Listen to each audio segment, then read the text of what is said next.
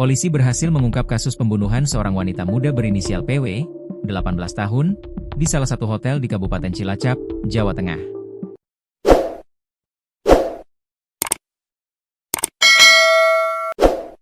Pelakunya seorang pria berinisial S, 41 tahun, berprofesi sebagai kontraktor perumahan asal Desa Uringin Harjo, Kecamatan Gandrung Mangu, Cilacap.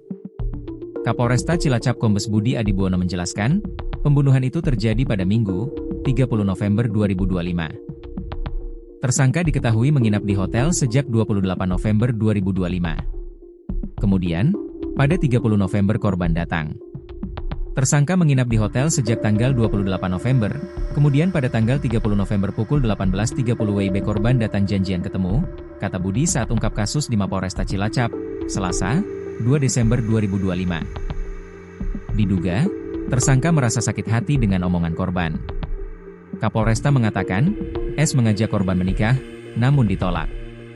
Namun tersangka sakit hati dengan omongan korban.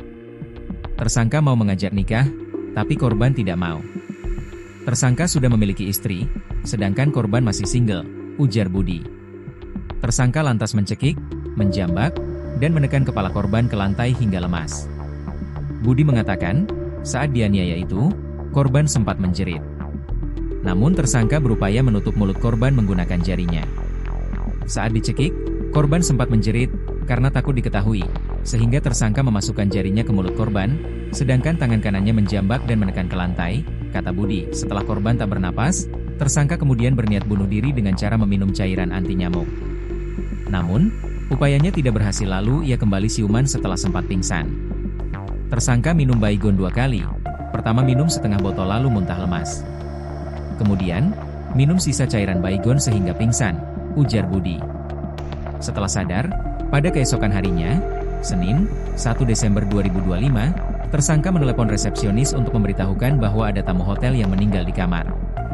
Polisi kemudian mendatangi tempat kejadian perkara, TKP, dan menangkap tersangka.